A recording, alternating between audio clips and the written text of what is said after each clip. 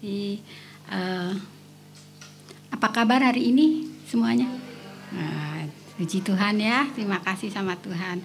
Saya juga akan menyapa di kanal YouTube. Shalom dan selamat pagi ibu-ibu, bapak-bapak, saudara-saudari yang terkasih di dalam nama Tuhan Yesus. Ibu-ibu saya mohon HP-nya di silent ya. Ya, oke. Hari ini saya mau sharing sebentar. Hari ini saya pelayanan yang paling jadul.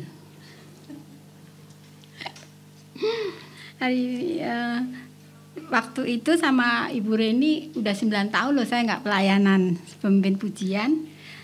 Terakhir Kamis tanggal 9 bulan 6 2016. Makanya kemarin ditodong agak antara iya atau tidak ya.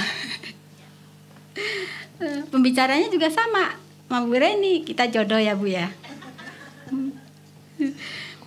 Hari ini temanya doa dan puasa. Ibu-ibu dan bapak-bapak ibu-ibu kita masukin saat teduh ya. Mari.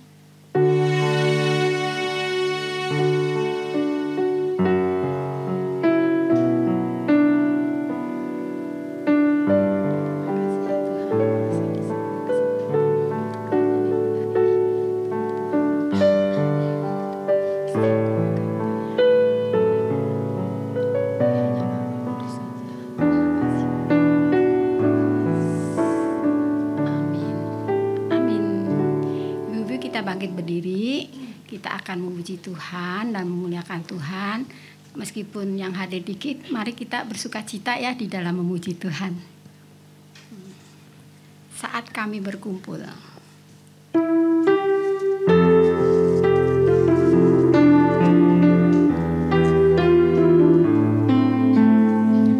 Saat kami berkumpul, biarlah Roh-Mu yang bekerja di dalam di setiap hati kami.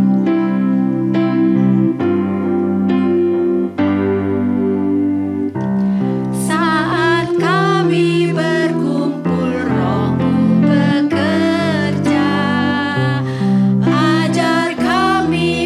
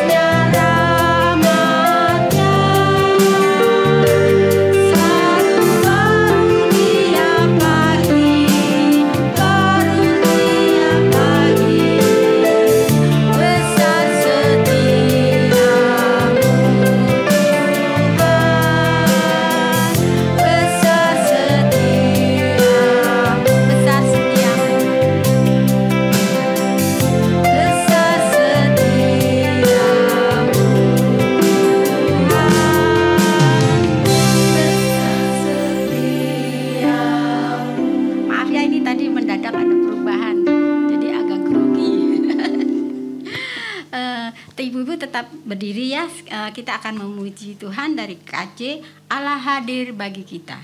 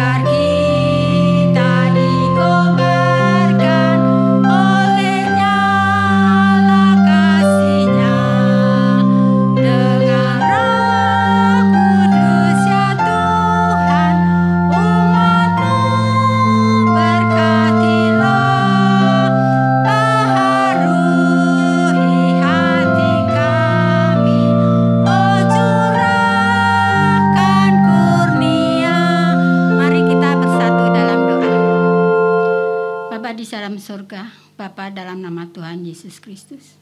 Bapa, terima kasih atas kasih-Mu yang tak pernah berkesudahan di dalam kehidupan setiap kami hari ke hari. Bapa, saat ini juga kami akan mulai persekutuan dewasa. Kami mohon Engkau memberkati setiap kami, dan berkatilah juga Bu Reni yang akan menyampaikan firman Tuhan. Dan kami juga akan memuliakan nama Tuhan melalui puji-pujian, menaikkan doa syafaat, mendengar firman Tuhan. Mohon Bapa urapi setiap kami yang hadir di tempat ini, agar kami boleh mengerti mentaati kehendak-Mu. Terima kasih Bapa. Di dalam nama Tuhan Yesus kami berterima kasih. Amin. Silakan duduk kembali. Hari ini temanya doa dan puasa. Mari kita baca bersama-sama dari Matius 6 ayat 16 sampai 18. 3, 2, 1. Dan apabila kamu berpuasa, janganlah muram kamu seperti orang munafik. Mereka mengubah air mukanya supaya orang melihat bahwa mereka sedang berpuasa. Aku berkata kepadamu, sesungguhnya mereka sudah mendapat upahnya. Tetapi apabila engkau berpuasa, minyakilah kepalamu dan cucilah mukamu, supaya jangan dilihat oleh orang bahwa engkau sedang berpuasa, melainkan hanya oleh Bapamu yang ada di tempat tersembunyi.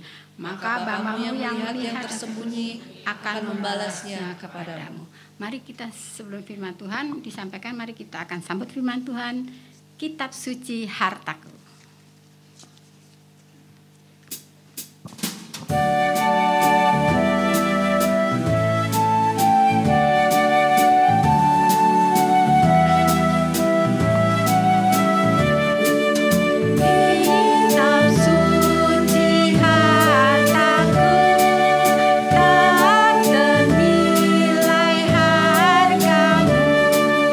Olehmu terbuka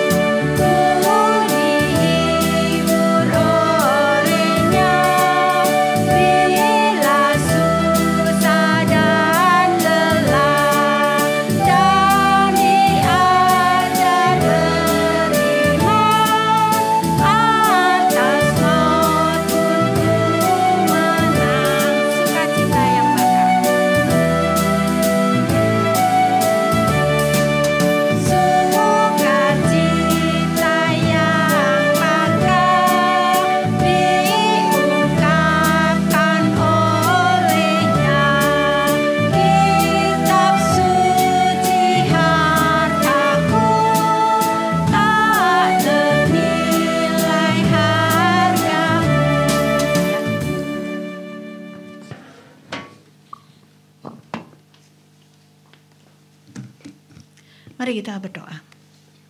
Ya Tuhan Allah Bapa kami bersyukur untuk pagi hari ini kalau Engkau izinkan kami sekali lagi ada di tempat ini. Kami bersyukur untuk kesempatan yang begitu indah. Kami boleh berjumpa dengan saudara seiman. Terlebih ya Tuhan kami mendapat kesempatan bersama-sama belajar kebenaran firman Tuhan. Engkau memberkati setiap kami yang ada di tempat ini. Berikan kami hati yang terbuka, telinga yang peka mendengar suara Tuhan. Dan bahkan kehendak ya Tuhan untuk kami boleh melakukan setiap firman Tuhan yang kami dengar di dalam kehidupan kami sehari-hari. Kau berkati juga untuk hamba-Mu di dalam segala kelemahan, bila sungguh hanya kemuliaan Tuhan saja yang boleh dinyatakan. Berfirmanlah ya Tuhan, kami siap mendengarkan. Di dalam nama Tuhan kami Yesus Kristus kami berdoa dan bersyukur. Amin. Ya, selamat pagi ibu-ibu yang terkasih di dalam Tuhan. Sudah cukup lama kayaknya ya nggak ke komisi dewasa. Ada wajah-wajah baru, senang sekali. Semoga terus boleh bertambah ya dengan jemaat-jemaat yang baru yang boleh bersukacita di dalam persekutuan bersama di dalam anugerah Tuhan. Ibu-ibu yang tema doa dan puasa. Doa dan puasa kita bersama-sama akan baca dari Yesaya 64 ayat yang ke-8 ya. Mari kita baca bagian ini bersama-sama. 2, 3. Akan tetapi sekarang ya Tuhan, Engkaulah Bapa kami. Kami ini tanah liat dan Engkaulah yang membentuk kami. Dan kami sekalian adalah buatan tangan-Mu. Saya akan bacakan sekali lagi ya. Akan tetapi sekarang ya Tuhan, Engkaulah Bapa kami. Kami ini tanah liat dan Engkaulah yang membentuk kami. Dan kami sekalian adalah buatan tangan-Mu. Sampai demikian jawab pembacaan firman Tuhan. Berbahagia setiap kita yang mendengarkan, merenungkan, terlebih boleh melakukannya di dalam kehidupan kita hari demi hari. Ibu-ibu yang terkasih di dalam Tuhan, 2 hari yang lalu ya, anak saya yang besar itu kelas 12. Jadi lagi kemarin seru-serunya ujian ya. Terus sekarang lagi mempersiapkan diri dia untuk dia mau coba UMPT. Kalau zaman kita dulu UMPT ya, sekarang apa? SNBTN ya. Nah, ada satu pertanyaan yang terlontar waktu itu sore hari gitu ya. Terus dia bilang begini, "Mah, boleh nggak aku doa novena?" katanya. "Hei, apa itu?" Saya bilang, "Kamu tahu nggak doa novena itu apa?" Saya bilang, "Teman-temanku soalnya semuanya sekarang mau doa novena. Kan ini udah makin mepet nih ya." Ya mungkin kalau kita, ibu-ibu ada yang sudah tahu ya doa novena? Ya, terus saya bilang, ya di kita di iman Kristen kita nggak ada doa novena. Jadi ini Mama jelasin lagi nih tentang konsep doa ya, akhirnya berkhotbah lah. Nah, ibu-ibu yang terkasih di dalam Tuhan, kadang-kadang ya ketika kita bicara tentang doa dan puasa, mungkin ada pemahaman tertentu tentang hal ini. Ya, kadang kita berpikir bahwa cara tertentu, waktu tertentu itu akan mempengaruhi kuasa doa dan puasa. Ya, mungkin anggapan anak saya kalau doa novena itu lebih didengar. Karena mungkin memang pemandangan umum ya untuk memohon sesuatu. Nah, hari ini kita bersama-sama akan belajar tentang apa sih maksud konsep tentang doa dan puasa begitu ya. Apakah doa dan puasa itu adalah sarana untuk memaksa Tuhan memenuhi kehendak kita? Jadi kadang-kadang kan kita begitu ya tanpa sadar. Kalau sekarang di gereja kita ada doa Selasa. Terus bilang, datanglah doa Selasa itu gampang tuh dijawab sama Tuhan kalau datang doa Selasa. Doa-doa saya tuh langsung gitu dijawab sama Tuhan. Atau satu kali saya juga bertemu dengan seorang yang bertanya, "Bu, kapan sih waktu doa yang tepat itu?" Saya bilang, "Ya doa sama Tuhan tuh kapan saja." Terus dia bilang, kalau menurut saya ya seperti saudara-saudara kita di seberang itu jam-jam doa yang sama dengan doa tahajud itu luar biasa."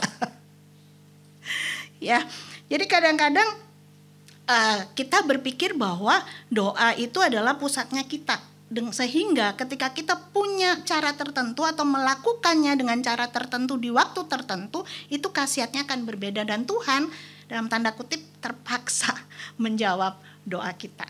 Atau kita mendorong Tuhan. Kalau dulu sering dengar kata push ya. Pray until something happen. Ya. Desek Tuhan tuh sampai Tuhan ke pojok, nggak bisa apa-apa lagi gitu. Nah, tetapi hari ini saya mau ajak setiap kita, betulkah merenungkan bagian ini, betulkah ketika kita berdoa kita memaksa Tuhan, atau sebaliknya, ketika kita berdoa dan berpuasa itu adalah cara kita untuk semakin memahami kehendak Tuhan di dalam kehidupan kita. Ibu-ibu yang terkasih di dalam Tuhan, konteks bacaan Yesaya yang kita baca bersama-sama ini masuk Yesaya bagian yang kedua.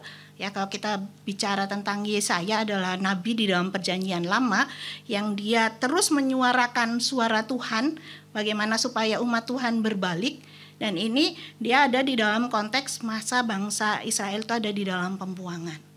Ya, satu situasi yang tidak mudah, yang menurut banyak orang umat Tuhan, kenapa Tuhan izinkan hal ini. Nah, di bagian kedua ini kalau kita baca ya, itu dimulai di dalam pasal yang ke 56 sampai 66 itu Deutero Yesaya yang kedua, itu mulai bicara tentang pemulihan yang akan Tuhan kerjakan bagi umatnya. Nah, di dalam konteks yang demikian itulah Yesaya bagian yang kita baca tadi ayat 8 itu memiliki latar belakang. Jadi kalau di dalam bagian ini umat Israel yang diwakili oleh Yesaya menyadari betul tentang siapa mereka. Ya, identitas diri mereka kalau di dalam ayat 8 dikatakan, ya Tuhan, Engkaulah Bapa kami. Satu kalimat yang mungkin ini tidak familiar di dalam konsep Perjanjian Lama.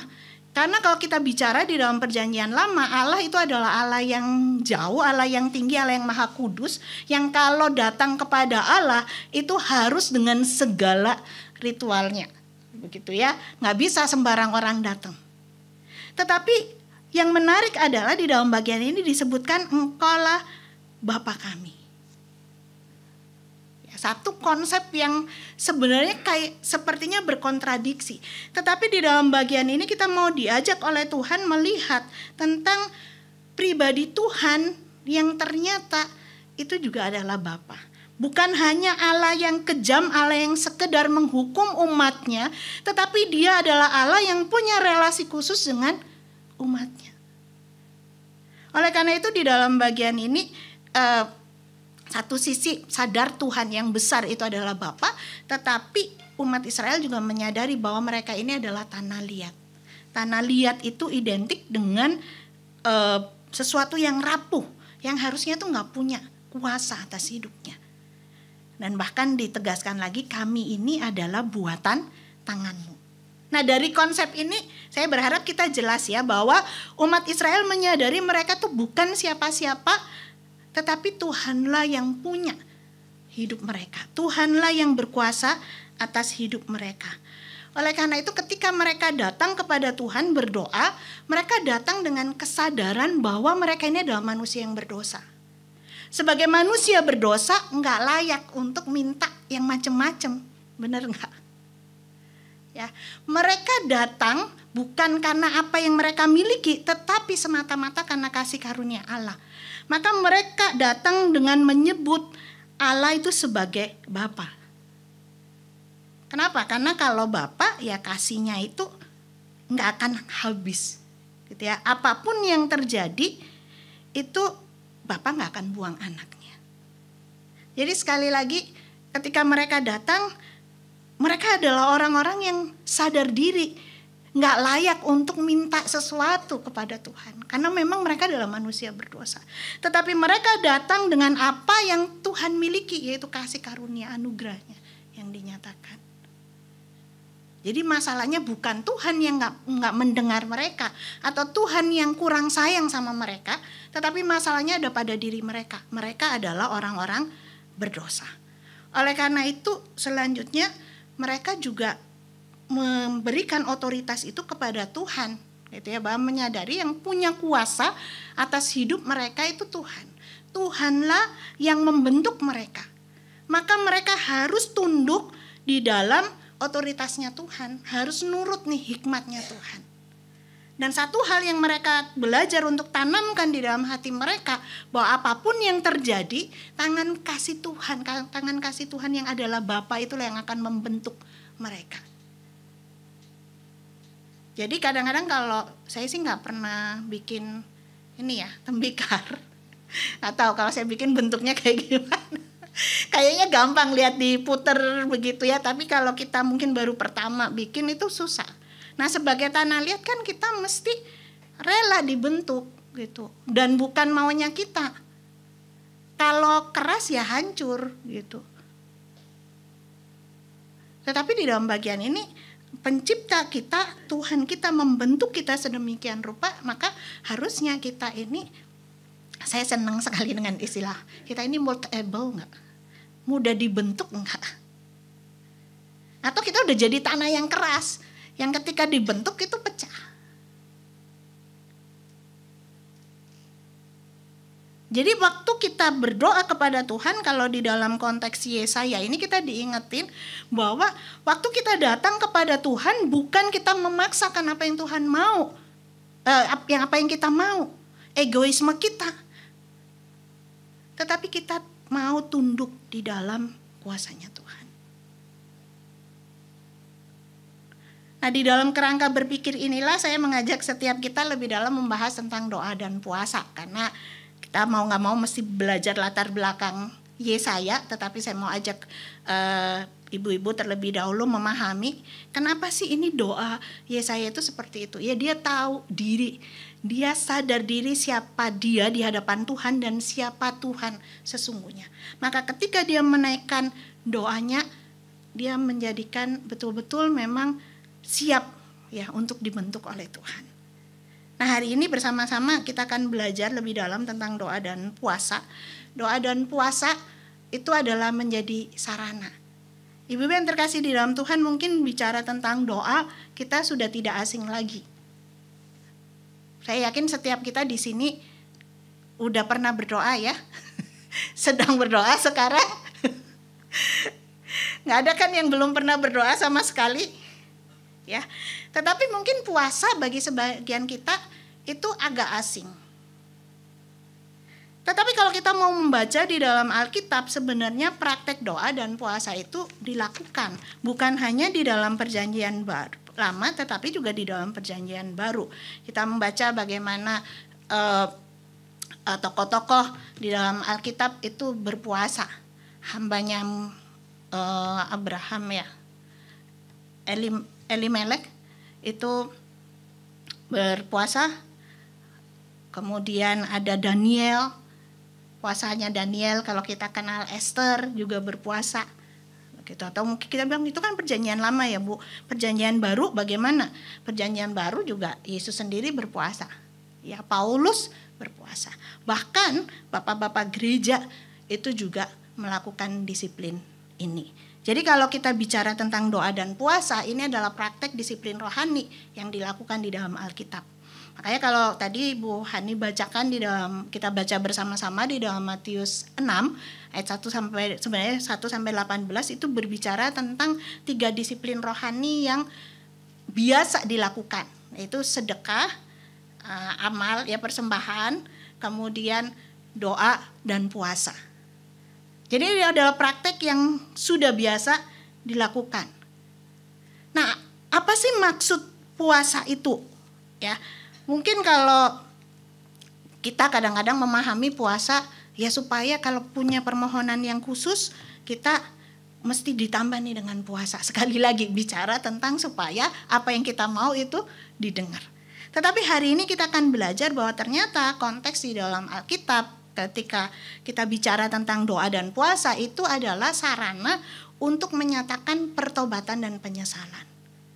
Jadi bukan tentang kita yang utama, tetapi bagaimana kita menyadari bahwa kita itu sungguh tidak layak di hadapan Tuhan. Kalau kita baca di dalam Yunus 3 ayat 5, bagaimana ketika bangsa di Niniwe diingatkan tentang dosanya dan mereka akhirnya bertobat begitu ya. Doa dan puasa dilakukan di sana. Juga tanda penyesalan. Ketika seseorang menyadari dosanya, Tanda kesungguhan itu boleh dinyatakan di dalam doa dan puasa. Dan ini adalah satu bentuk kita sekali lagi merendahkan diri di hadapan Tuhan. Bagaimana ketika kita merindu untuk mencari kehendak Tuhan dalam kehidupan kita. Mungkin ada saat-saat kita bergumul, ini Tuhan mau saya lakukan apa sih gitu ya. Kalau di dalam Perjanjian Baru bagaimana Paulus ketika mempersiapkan pelayanannya, Paulus dan Barnabas, mereka juga berdoa dan berpuasa. Jadi pingin menyediakan diri untuk lebih peka ya terhadap kehendak Tuhan. Dan kemudian juga ini adalah ekspresi kebergantungan kepada Tuhan. Jadi bagaimana ketika seorang berdoa dan puasa, khususnya berpuasa, mereka berpantang makanan atau tidak makan makanan dan minum dalam jangka waktu tertentu. Mereka diingatkan bahwa hidup mereka bukan hanya bergantung dari makanan dan minuman saja, tetapi terlebih kepada Sang Pemilik hidup. Nah, konsep inilah yang seharusnya kita lakukan, kita nyatakan di dalam kehidupan kita. Jadi bukan hanya pusatnya itu mikirin kita gitu ya, mikirin supaya doa kita makin didengar, enggak. Tetapi sekali lagi ketika kita berdoa dan berpuasa itu pusatnya adalah Tuhan. Apakah salah Bu kalau minta sesuatu? Boleh ya, ngajuin proposal sama Tuhan boleh. Tapi kan belum tentu disetujuin sama Tuhan. Ya, jangan beranggapan, kalau saya sering kali ngomong seperti orang yang demo gitu ya, demo Tuhan terus ditambahin mogok makan supaya didengar. Kalau demo zaman sekarang kan dulu ya ada orang-orang yang supaya didengar itu mogok makan sampai pingsan-pingsan gitu, itu baru didengar. Nah, kita nggak seperti itu konsepnya. Ketika kita melakukan doa dan puasa itu adalah betul-betul ekspresi penyesalan, pertobatan kita kepada Tuhan. Dan ini menyatakan bahwa kita itu betul-betul bergantung kepada Tuhan. Kita merendahkan diri kita di hadapan Tuhan bahwa kita ini begitu terbatas, tetapi Tuhan yang tak terbatas itu yang akan menyatakan di dalam kehidupan kita kehendaknya untuk kita lakukan. Jadi penting di sini juga jangan berpikir juga bahwa doa dan puasa itu untuk mendapat keselamatan. Karena keselamatan itu adalah anugerah Tuhan. Nah, maka ibu-ibu yang terkasih di dalam Tuhan, mari kita kalau ada kesalahan-kesalahan pemahaman selama ini, kita bersama-sama mulai luruskan ya. Nah, jadi berikutnya kadang saya tuh suka ditanya ya, jadi bentuknya puasa orang Kristen gimana Bu? Itu. Boleh makannya dari jam berapa? Terakhir makan bukanya jam berapa? Ibu-ibu yang terkasih di dalam Tuhan, dari bagian yang kita baca tadi, saya mau ingatin kita ya bahwa ketika kita bicara tentang doa dan puasa di dalam iman Kristen, ini bukan hanya sebatas hal yang teknis saja. Tetapi memang mulai kita lakukan itu dengan tulus karena relasi kita dengan Tuhan.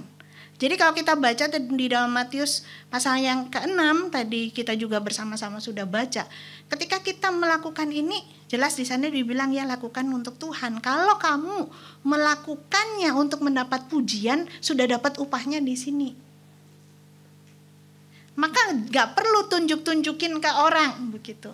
Nah, hari ini kan kalau kadang di antara kita kalau ditanya lagi puasa nggak mau ngaku, mungkin dengan pemahaman ini ya, jangan sampai orang tahu kalau saya puasa. Bukan begitu juga ya, maksudnya jangan sampai tujuannya itu hanya untuk dipuji orang. Tetapi kita melakukannya didasari relasi kita dengan Tuhan dan nggak ada paksaan. Jadi mari kita lakukan itu karena kita betul-betul mau merendahkan diri di hadapan Tuhan.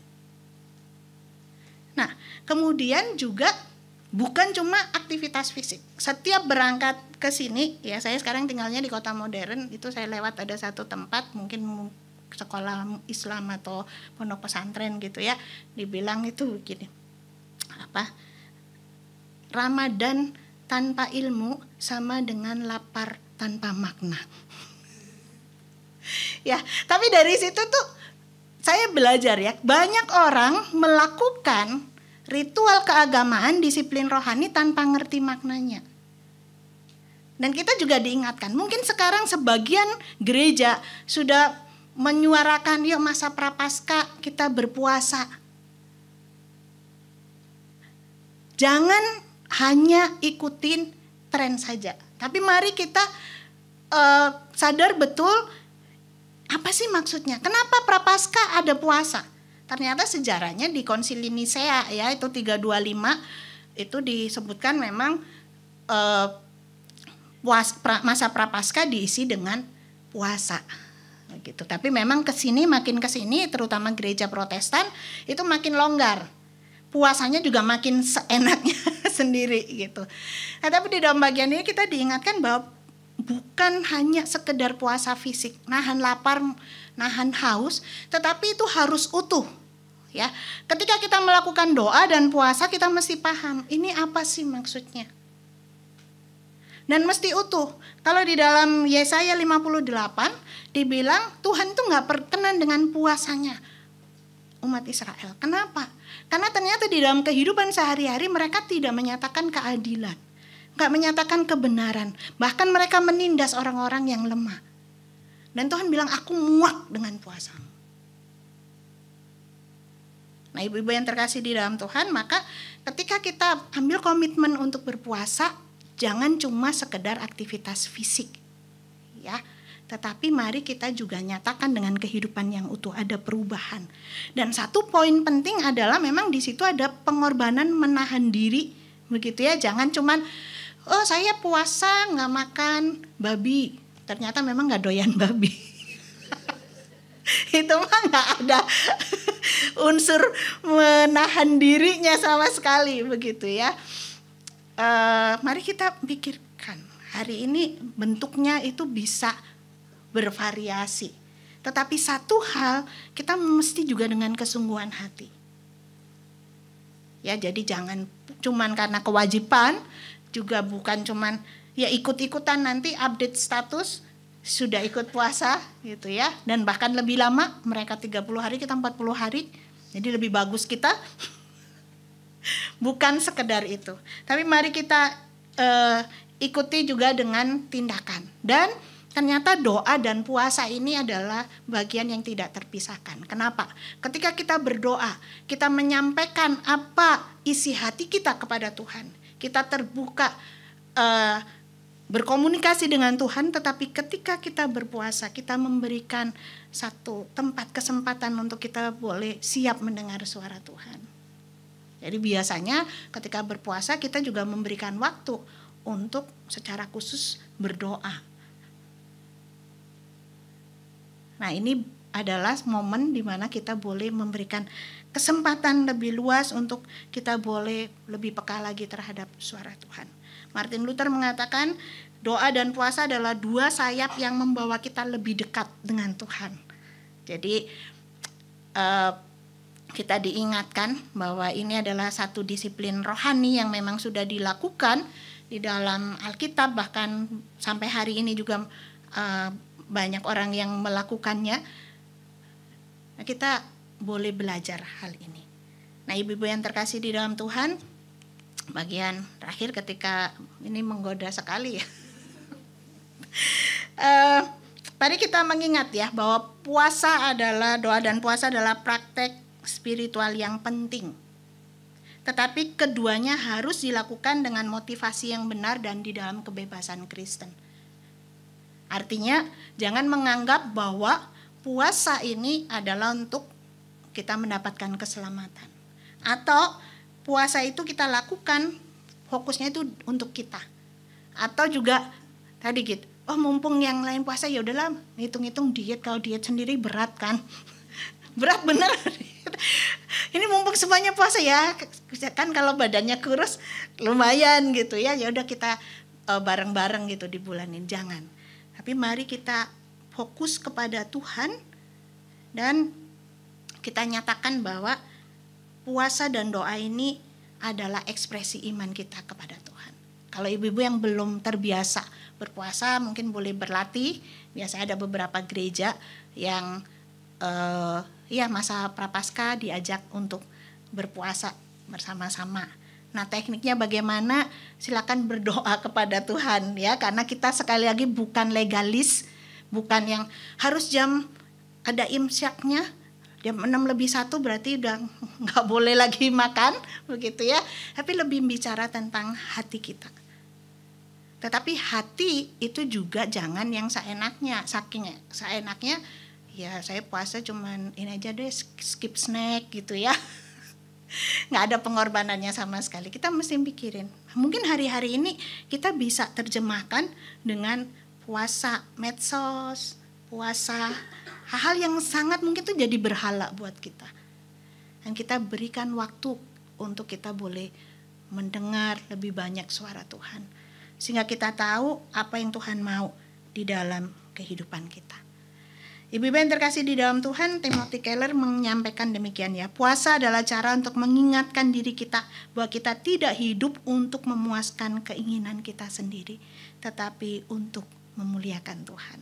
Jadi di dalam kesempatan ini kalau kita mau belajar bersama-sama melakukan hal ini, kita ingat ini bukan untuk memuaskan keinginan kita, tetapi satu sarana untuk kita juga boleh memuliakan nama Tuhan, karena ini adalah ekspresi iman kita. Dan kita lakukan juga bukan untuk mendapatkan sesuatu, tetapi justru kita memberi tempat bagi Tuhan bekerja seluasnya melalui kehidupan kita. Kadang-kadang ada pokok-pokok doa yang kita naikkan dan Tuhan jawab mungkin tidak seperti cara pikir kita, tetapi seperti yang Tuhan mau. Dan yakinilah, sama seperti di dalam kitab Yesaya tadi, bahwa kita ada di dalam tangan Tuhan yang adalah Bapa kita. Sehingga kadangkala walaupun ada hal-hal yang terjadi yang tidak sesuai dengan kehendak kita, tetapi ketika kita serahkan kepada Tuhan, Dia akan mengerjakan yang terbaik. Nah, masalahnya kita sekali lagi menjadi orang yang mudah dibentuk atau orang yang berkeras hati, justru memaksakan apa yang kita mau kepada Tuhan. Biarlah momen kali ini di dalam masa raya Prapaskah ini bersama-sama kita juga merenungkan bagian ini. Tuhan memberkati kita. Mari kita mengambil waktu teduh di hadapan Tuhan, kita bersama-sama berdoa.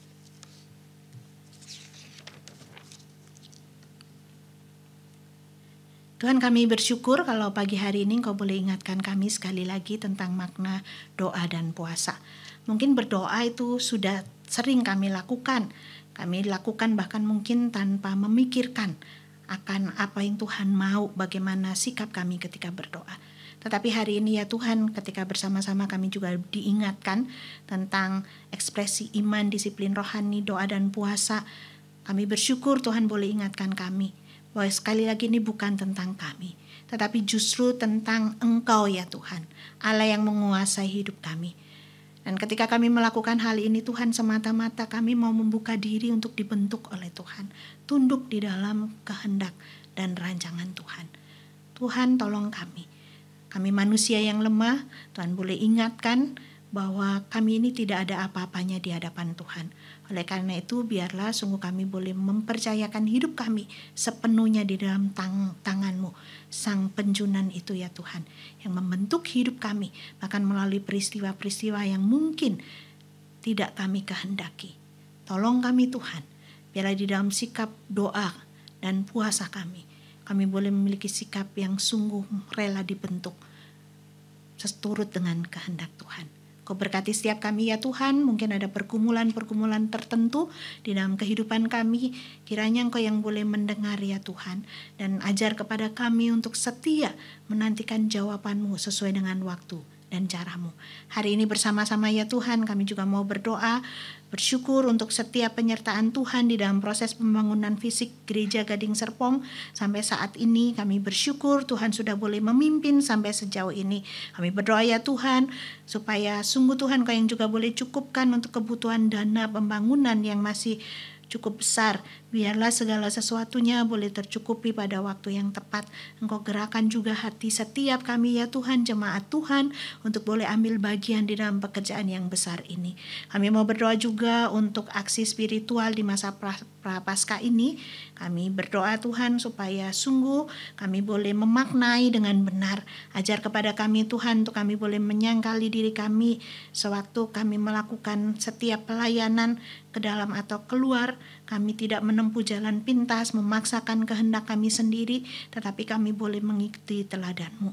Kami bersyukur kalau Engkau boleh menang atas setiap pencobaan ya Tuhan, sehingga kami pun boleh memiliki jaminan berkemenangan di dalamnya. Tuhan, Kau mampukan kami untuk juga kami boleh berefleksi, kami juga boleh makin berserah kepada Tuhan. Di dalam kehendak rancangan Tuhan kami boleh hidup seperti yang Tuhan mau. Bapak, saat ini kami juga berdoa bagi seluruh jemaat dan simpatisan yang kami kenal, yang sedang mengalami pergumulan di dalam keluarga.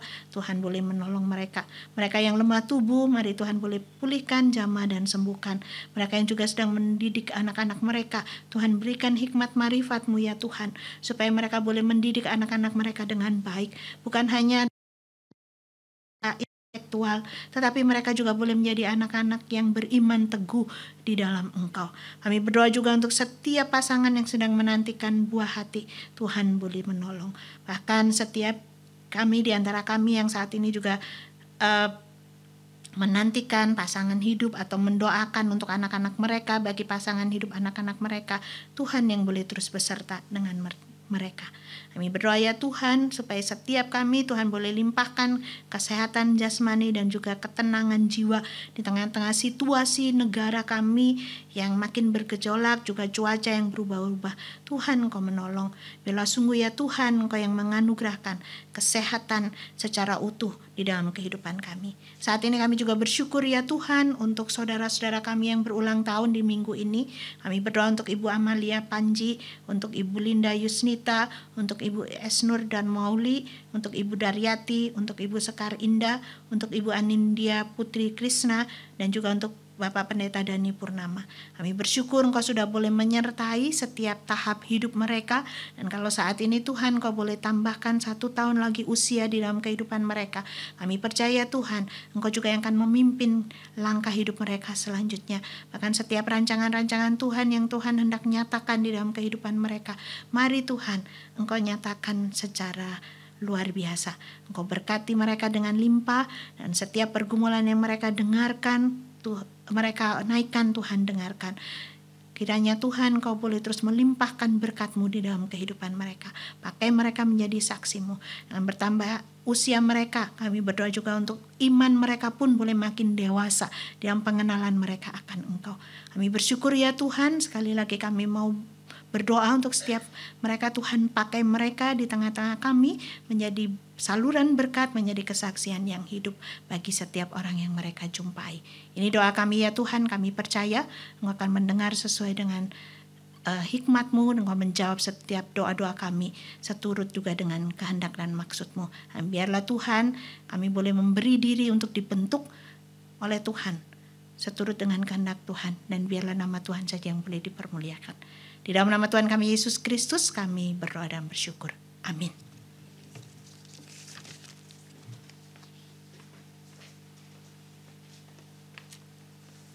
Terima kasih Bu Reni untuk firman-Nya. Tuhan memberkati. Ibu-ibu, saya juga tadinya nggak pernah puasa ya. Saya mau sharing sedikit ya. Akhirnya dulu kan saya emang orangnya temperamen, egois. Tetapi saya belajar puasa yang dikatakan Bu Reni nggak harus sekian jam. Yang penting saya dari hati saya benar-benar pengen puasa. Jadi saya merendahkan diri di kaki Tuhan, dan saya mohon kepada Tuhan Yesus untuk memberikan kerendahan hati saya, pengendalian diri saya di dalam kehidupan saya, agar hidup saya menjadi lebih baik. Itu dulu saya puasa saya jalanin. Puji Tuhan, bertahun-tahun itu tidak mudah, jatuh bangun. Apalagi saat itu saya punya akar kepahitan sama mertua. Tapi Tuhan itu sangat baik. berjalan waktu berapa tahun gitu ya, cukuplah 3 tahun, 2 tahun lebih atau 3 tahun, saya dibentuk, saya diubah karena saya bilang, Tuhan Yesus, saya mau selalu belajar. Hidup saya setiap hari saya selalu mohon dibenarkan oleh Tuhan Yesus. Itu doa saya di Mazmur 26. Nah, itu saya sangat bersyukur sekali saya mempunyai Tuhan Yesus yang begitu luar biasa. Itulah kesaksian saya. Pada saat ini kita imanin dengan firman Tuhan, biarlah firman Tuhan itu selalu hidup di dalam diri kita dan menjadi berkat bagi banyak orang dan menjadi murid yang baik. Tinggallah dalam Yesus.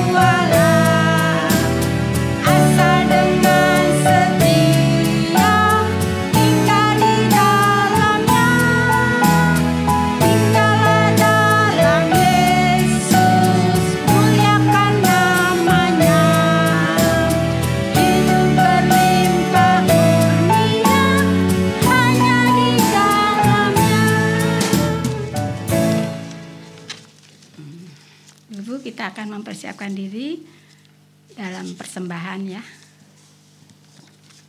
Dan sebelumnya saya akan membacakan firman Tuhan dari 2 Korintus 9 ayat 7. Hendaklah masing-masing memberikan menurut kerelaan hatinya, jangan dengan sedih hati atau karena paksaan. Sebab Allah mengasihi orang yang memberi dengan sukacita. Mari kita sambut dengan pujian dari KJ 287B, Sekarang Bersyukur. Segala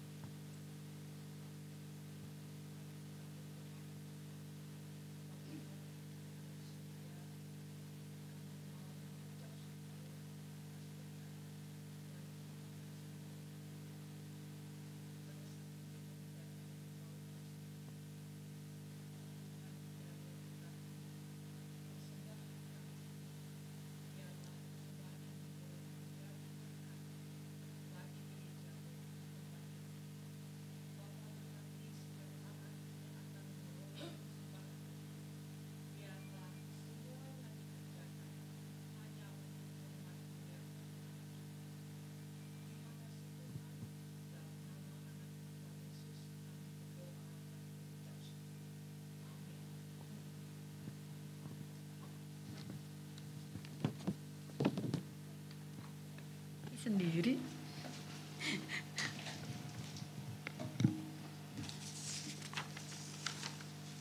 Kita tetap berdiri akan mengakhiri persekutuan dewasa ini. Kita akan memuji Tuhan dari NKB 123 dalam badai hidupku.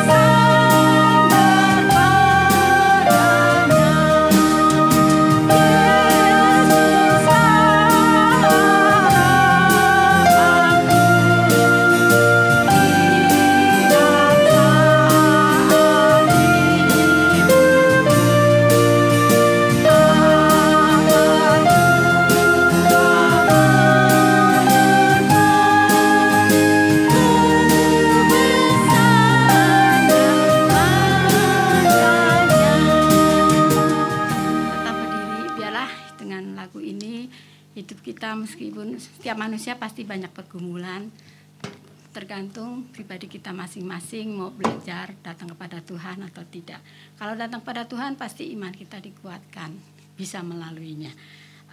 Dilanjutkan oleh doa berkat Bu Rini, terus lagu terakhir. Bapak terima kasih. Sekali lagi kita berdoa. Kami bersyukur ya Tuhan, Kau sudah boleh memimpin persekutuan kami dari awal, pertengahan hingga akhir. Bila sungguh Tuhan kami boleh mengingat Engkau lah penguasa hidup kami. Kami ada di dalam tangan yang tepat. Oleh karena itu biarlah kami boleh melekatkan diri kami hanya kepadamu. Bila ketika kami berdoa, berpuasa ataupun ibadah apapun yang kami lakukan, kami boleh melakukannya semata-mata untuk kemuliaan nama Tuhan. Oleh karena itu ya Tuhan, sebentar ketika kami akan kembali di dalam kehidupan kami hari sesehari, Tuhan yang boleh terus mengingatkan kami akan kebenaran firman Tuhan ini, dan biarlah sungguh Tuhan kami boleh hidup di dalam damai sejahtera karena berkat Tuhan limpah atas kami. Oleh karena itu ya Tuhan, kami memohonkan berkat-Mu. Kasih karunia dari Allah Bapa Di dalam kasih sayang Tuhan Yesus yang berlimpah, kekuatan penghiburan dan pertolongan Roh Kudus beserta dengan setiap kita saat ini sampai selama-lamanya. Amin.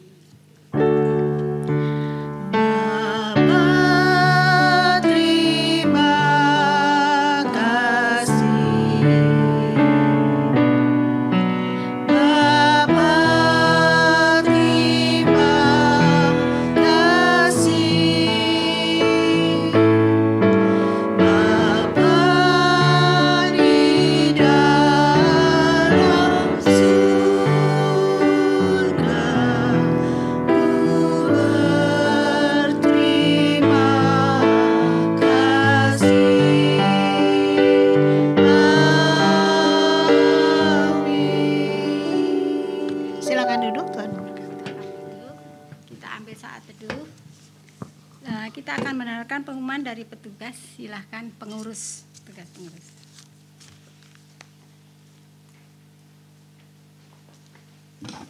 Selamat siang semua ibu-ibu, terima kasih atas kehadirannya pada pagi hari ini. Sukacita ya kita berkumpul bersama pada hari ini. Kami mengucapkan terima kasih kepada Ibu Reni yang sudah memberitakan firman Tuhan. Biarlah pelayanan Ibu diberkati dimanapun. Kami juga mengucapkan terima kasih kepada Ibu Hani, Ibu Arli, Ibu Cindy, Ibu Yanti, Bu Helti, Bu Endang, dan juga pembuat PPT, Ibu Monica, dan flyer Ibu Ika. Selanjutnya kami mengucapkan selamat datang kepada, ada jemaat baru kayaknya ya, hari ini ya. Kalau boleh silakan berdiri, biar kami dapat berkenalan. Silakan Bu, siapa Bu namanya? Ya, namanya Ibu Juli ya. Selamat datang Bu.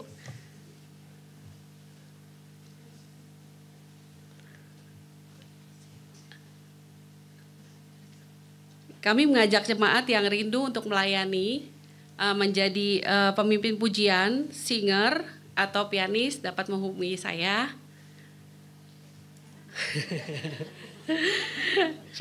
Pelawatan bagi jemaat yang rindu untuk melayani dalam bidang pelawatan bisa menghubungi Ibu Leili dan Ibu Widya. Bagi jemaat yang ingin didoakan, silakan menghubungi Ibu Widya. Kami akan bawa dalam doa kami bersama di pengurus. Akan ada perubahan jadwal di komisi dewasa, karena komisi dewasa itu kan ada macam-macam nih. Ada persekutuan doa, ada persekutuan gabungan, terus pasutri, dan kita komisi wanita ya. Cuma jadinya disebutnya persekutuan dewasa. Nah, jadwalnya itu kalau kita boleh lihat ya, hari Selasa itu ada ruang doa di sini. Setiap jam 5 sampai jam 8 malam. Jadi bagi jemaat yang ingin berdoa secara, mungkin kalau di rumah banyak gangguan, kita berdoa secara khusyuk, boleh datang ke tempat ini. Terus hari Kamis jam 10 sampai jam 12 kayak ini ya, kita komisi dewasa wanita setiap hari Kamis di minggu ketiga dan keempat. Minggu ketiga dan keempat. Jadi minggu ke-1 dan ke-2 tidak ada ya ibu-ibu ya. Dan Sabtu setiap minggu pertama dan ketiga adalah persekutuan doa. Jadi persekutuan doa itu jam 7 pagi. Ya. Terus harus kita persekutuan itunya doanya ada 3 kali di minggu pertama, kedua dan ketiga. Semuanya dilakukan di sini ya, di ruangan ini di Kana. Ya, yang kedua gabungan ya ibu-ibu ya. Ya, jamnya jam 10. Jadi sorry karena bulan ini baru mulai mungkin agak bingung, jadi diperhatikan aja, nanti kita akan bantu share juga di grup. Minggu depan kita libur karena bertepatan dengan mau lebaran ya ibu-ibu ya. Jadi kita akan bertemu lagi di bulan depan tanggal 24 April. Ya. Iya. Ya. Nah, tapi tanggal 12 diharapkan ibu-ibu dapat datang hari Sabtu ya, 12 April ada persekutuan dewasa gabungan. Ya, jam 10 di tempat ini. Jadi tanggal 12 dan 24 ya. Dan yang lainnya boleh ikut persekutuan doa jam 7 pagi hari Sabtu. Terus kita juga ada pembekalan mentor yang akan diadakan pada Jumat tanggal 21 Maret 2025 secara Zoom. Pembicaranya Ibu Reni dengan tema keluarga Kristen. PDJ Sabtu ini akan dibawakan oleh Pendeta Santoni dengan tema waktunya untuk berbuah. Nah ya, tadi seperti yang saya sampaikan bahwa tiap Selasa di ruangan ini disediakan waktu dari jam 5 sampai jam 8 untuk jemaat dapat berdoa. Ini ibu-ibu yang berulang tahun ya, tapi yang datang hari ini kayak cuma Ibu Esnur ya. Kami persilakan untuk maju ke depan.